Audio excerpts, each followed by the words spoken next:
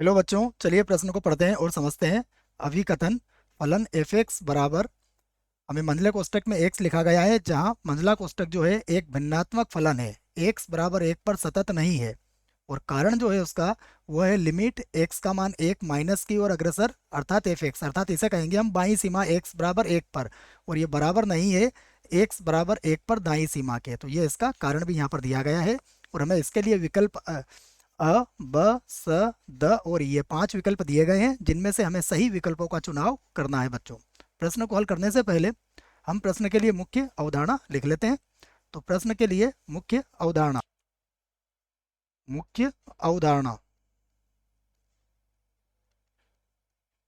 मुख्य अवधारणा में हम सतत होने का प्रतिबंध यहाँ पर लिखने वाले हैं कि यदि कोई फलन x बराबर a पर फलन एफ एक्स संतत होगा, संतत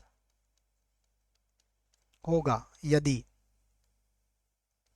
यदि ए पर दाईं सीमा अर्थात ए प्लस, ए पर बाईं सीमा अर्थात ए माइनस, और ये दोनों ही एक्स बराबर ए पर फलन के मान के बराबर होगी। तो एक्स बराबर ए पर फलन क्या होगा? संतत होगा। अब सबसे पहले हम अभिकथन को लेके हल करेंगे। अभिकथन क्या है उसे देखते हैं हम।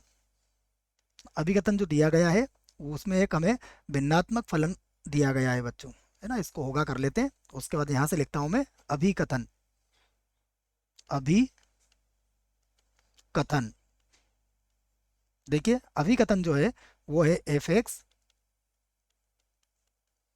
बराबर, यहाँ पर हमें भिन्नात्मक फलन दिया हुआ है और ये कहा गया है कि ये x बराबर एक पर सतत नहीं है। ये है बात है। तो हम सबसे पहले क्या करेंगे, इसकी जांच करेंगे। हमें पता है कि ये जो भिन्नात्मक फलन होता है इसको हम किस प्रकार से लिख सकते हैं। इसको हम ऐसे भी लिख सकते हैं बच्चों, x बराबर एक्स माइनस बड़े कोष्टक में x, जहाँ बड़ा कोष्टक में x क्या होता है? महत्तम पूर्णांक फलन होता है। तो ये महत्तम पूर्णांक फलन और x का जो अंतर होगा ये हमारा क्या कहलाएगा? भिन्नात्मक फलन कहलाएगा। तो इसको मैंने x माइनस महत्तम पूर्णांक फलन के रूप में व्यक्त कर दिया है। अब हम सबसे पहले x बराबर एक पर इसकी सांतत्यता पर विचार करते हैं। तो मैं इसको लिख देता हूँ, x बराबर एक पर सांतत्यता, सांतत्यता की जांच की हम जांच करते हैं इसकी।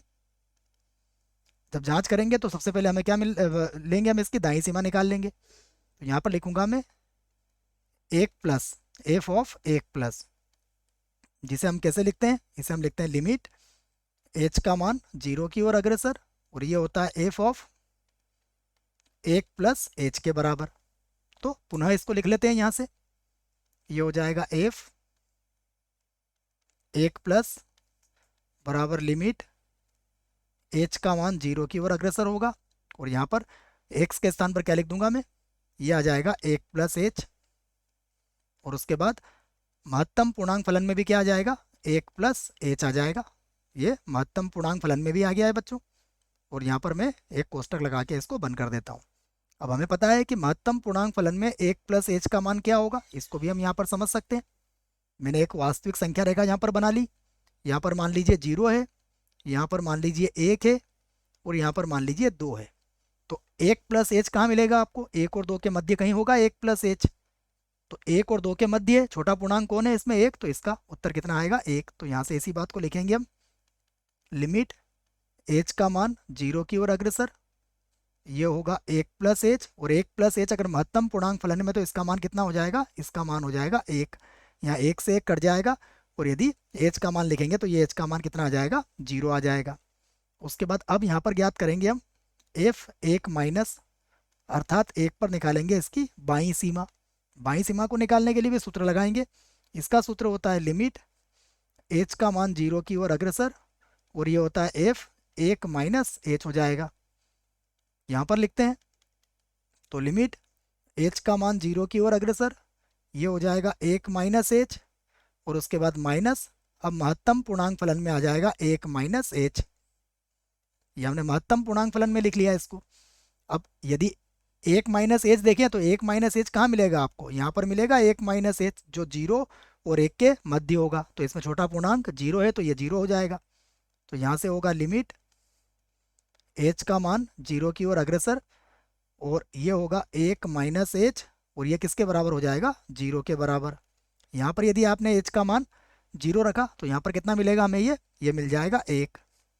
उसके बाद एफ ऑफ 1 निकाल लेते हैं। यहाँ पर एक्स बराबर 1 पर फलन का मान निकालेंगे तो ये कितना आएगा, 1 माइनस महत्तम पूर्णांक फलन में 1, तो ये भी 1 के बराबर होगा, अर्थात ये हो जाएगा 0। तो यहाँ पर आप कह सकते हो कि दाईं सीमा और बाईं सीमा यहाँ पर बराबर नहीं है, क्योंकि यहाँ पर दाईं सीमा तो हमारी 0 आई है और बाईं सीमा हमारी 1 आई है। अगर ये बराबर नहीं होती है और ये फलन का मान भी हमारा 0 आया है, तो इस स्थिति में हम क्या कहते हैं, फलन x बराबर 1 पर हमारा सतत नहीं होगा। तो इस बात को यहाँ लिख देता हूँ मैं कि अतः x बराबर 1 पर एफ एक्स संतत नहीं है, संतत नहीं है। क्यों नहीं है, इसका भी जवाब दे देते हैं। क्योंकि एफ 1 प्लस ये बराबर नहीं है किसके, एफ 1 माइनस के, ये दोनों बराबर नहीं है। अभी हमने क्यों लिखा है इसको देखिए आप। अब हम देखते हैं हमें जो रीज़न दिया था वो क्या था। यहाँ पर देखते हैं जो हमें प्रश्न में रीज़न दिया है या कारण दिया है। कारण की तरफ चलें तो हमसे कारण में भी यही कहा गया था, देखो कि ये दोनों बराबर नहीं होंगे, तो हम इसको भी लिख लेते हैं। तो कारण दिया गया है वो क्या है, लिमिट एक्स का मान 1 माइनस की ओर अग्रसर एफ एक्स, और ये बराबर नहीं है लिमिट एक्स का मान 1 प्लस, अर्थात देखो ये 1 माइनस है अर्थात ये बाईं सीमा है, और 1 प्लस है अर्थात ये दाईं सीमा है।